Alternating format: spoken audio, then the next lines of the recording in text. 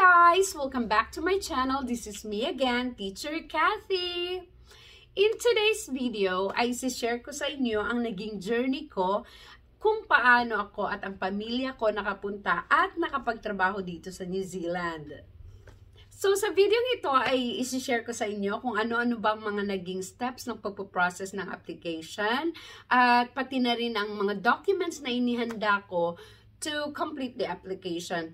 And also, isasama ko na rin dito kung gaano katagal ang inantay namin bago kami tuluyang makapunta dito sa New Zealand. So before we start, disclaimer muna po tayo.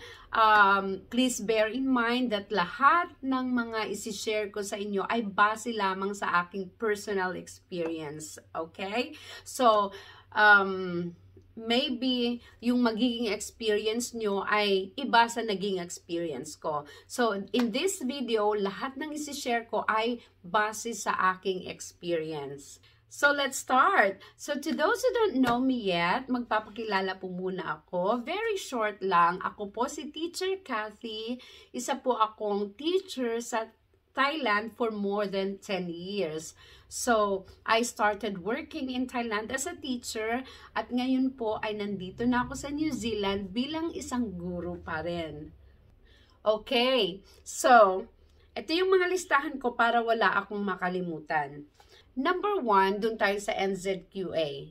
Kasi ito yung step 1 talaga. Itong NZQA, ang meaning niya is New Zealand Qualifications Authority. Dito, ina-assess nila ang educational qualifications mo kung nag-suits ba ito sa educational standard ng New Zealand.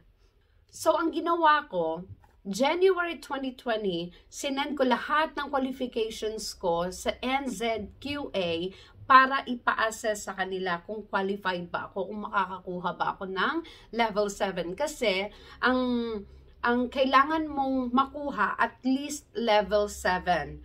So, yun na, nag-send ako, January 2020.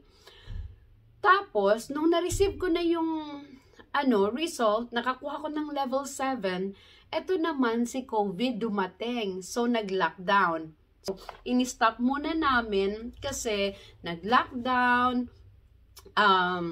yun nga, bumibida si COVID, at wala na, nakalimutan ko na muna, kinalimutan ko na muna actually, yung pag-a-apply dito sa New Zealand.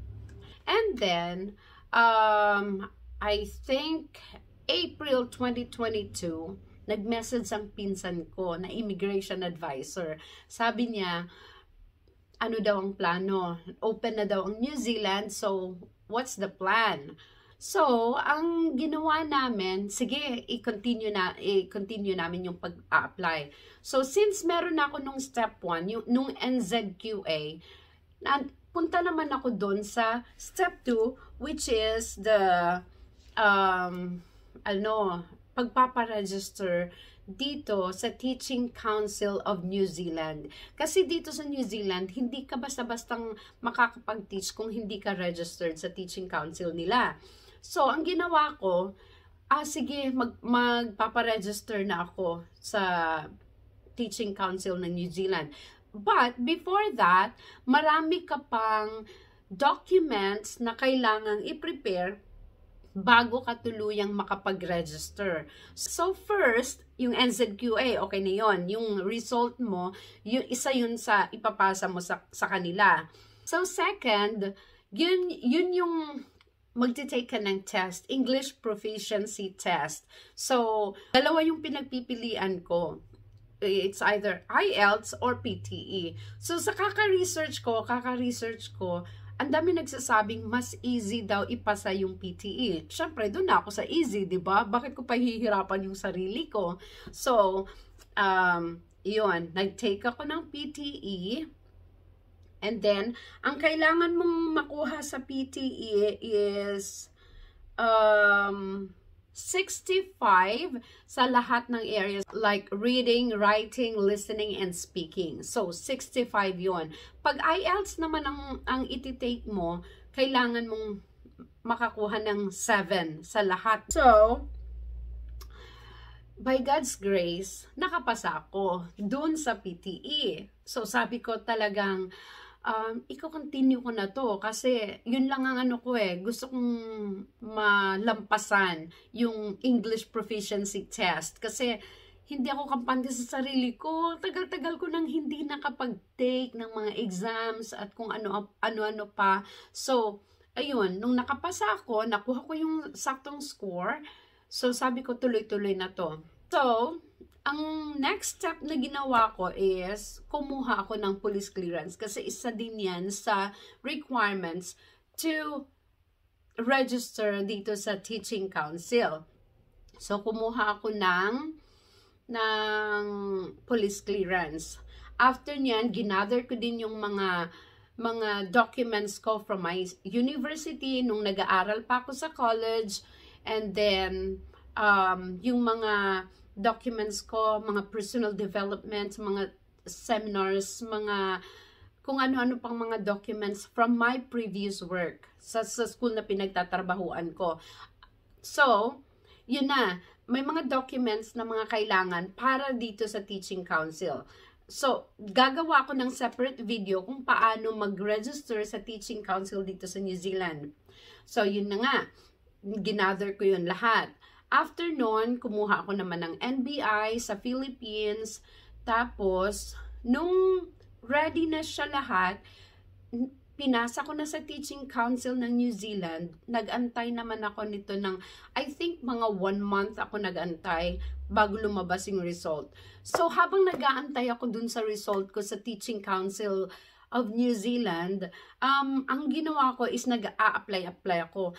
One thing na hinahanap talaga nila at tinatanong nila kung na-register na ba ako sa teaching council. So kung kung gusto niyo mag-apply, kailangan niyo talagang mag-register sa teaching council ng New Zealand kasi hindi talaga kayo makakapag-teach dito kung hindi kayo registered. So, pag-apply mo, tatanungin ka ng school kung may certificate ka na ba, kung na-register ka na ba dito sa teaching council. So, yun na nga. Inantay ko yun. Pagdating ng result, continue ako sa pag-a-apply. Nung nagkaroon kami sa school ng 1 week break, ginrab ko yung opportunity na mag-apply talaga. Tapos, halos may mga 5 interviews ako in a day. Tapos, iba pa yung kailangan kong gumising ng maaga kasi 6 hours yung time difference ng New Zealand at Thailand. So, kung may interview ako ng 9 o'clock in the morning, so, kailangan gising ako ng 3 a.m. sa Thailand. So, ang ginawa ko, nagpa-schedule ako ng mga interviews 3 p.m. dito sa New Zealand para 9 a.m. sa Thailand. So, yun na nga, minsan may mga 5 interviews ako in a day. Nung sineryoso ko na yung pag-a-apply, talagang 5 interviews in a day at lahat sila ay interested. Yung ganun. So, thank God talaga at nagkaroon ako ng opportunity na timbang-timbangin kung saan ako talaga dapat. So, ang pinili ko ay dito malapit sa mga pinsan ko at sa auntie ko. Kasi mahirap maglipat ng ibang bansa kung ano lang talaga, wala kayong kakilala, wala kayong relatives. So, ganun. So, yun na. May napili na akong school. At napili rin ako, syempre. So, nagpermahan kami ng contract online, sinend nila sa akin, hiningan ako nila ng mga supporting documents like ID, passport, yung police clearance, importante yun. Tapos, after nun, nung binigyan na nila ako ng job offer, yun na yung binigay ko sa immigration advisor ko, which is yung pinsan ko. Napaka-blessed ko talaga kasi pinsan ko ay immigration advisor, and then siya yung lahat talaga nag-asikaso sa lahat ng nagpasa ng mga kailangan namin. At siya rin yung nagpa-follow up sa amin kung ano pa yung mga kailangan. So, ang in-apply ko is yung AEWV, yung accredited employer work visa. So, ako yung principal applicant, and then in-apply ko naman yung husband ko as partnership work visa. So, yung kanya naman is partnership sa akin, pero makakapag-work siya pagdating dito sa New Zealand. At yung anak ko naman ay student visa. So, habang nag-aantay kami na ma-approve yung visa namin, so ini-enjoy lang namin yung life namin sa Thailand. And glory to God talaga, praise God talaga, kasi January 18, natanggap ko yung visa ko. Approved. So, after nun, visa ko pa lang yung natanggap, wala pa yung sa husband sa son ko. So, minessage ko yung school ko, sabi ko, dumating na yung visa ko, pero ayokong umalis ng bansa na hindi ko kasama yung pamilya ko. So, are you still willing to wait for me kahit na medyo matatagalan kasi inaantay pa yung visa ng husband at ng son ko. So, praise God talaga dahil willing naman silang mag-antay. Glory to God talaga, as in thank you Lord. So, February 3, dumating yung visa ng husband and son ko. At dahil sa sobrang saya namin, nagbuka agad kami ng ticket. Pinili ko is March 21. Yun yung bakasyon na ng school ko, previous school ko sa Thailand. And then, at the same time, may time pa kaming mag-asikaso ng mga gamit namin sa Thailand. So, in short, nag-start ako ng January 2020 sa pag-apply sa NZQA.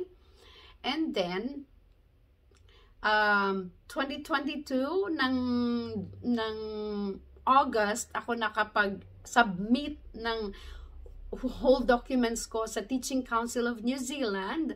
Tapos, dumating yung visa ko ng January 2023 at nakarating kami ng New Zealand ng March 21, 2023. Ngayon, sa blessings ng Panginoon, andito na kami sa New Zealand. Ang husband ko ay nag-work na rin. Anak ko naman ay nag-aaral sa primary school.